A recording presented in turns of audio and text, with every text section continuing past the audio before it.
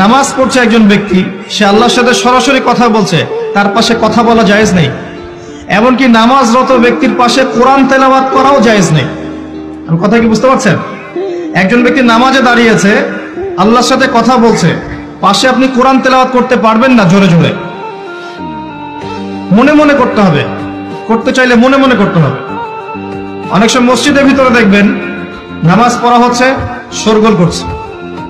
নবী সাল্লাল্লাহু আলাইহি ওয়াসাল্লাম বলেছিলেন, আখিরুজ জামানে, তিরমিজিতে আছে হাদিসটা, আখিরুজ জামানে ইসলামের নামটুকু থাকবে, ইসলামের প্রকৃত বিষয়গুলো থাকবে না।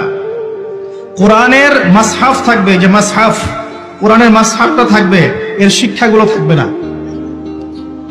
মসজিদগুলো হবে চাকচিক্যময়, কিন্তু মসজিদ হবে হেদায়েত শূন্য।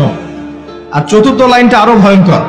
4 নম্বর লাইনে গিয়ে নবীজি বলেছেন সাল্লাল্লাহু আলাইহি ওয়াসাল্লাম, আসমানের নিচে জমিনের উপরে আল্লাহর সবচেয়ে নিকৃষ্ট সৃষ্টি হবেন এক শ্রেণীর আলেম, যাদের থেকে ফিতনা ছড়াবে এবং তাদের দিকেই ফিতনা ফিরে আসবে।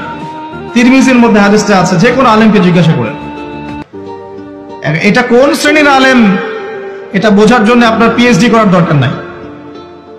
যারা দিন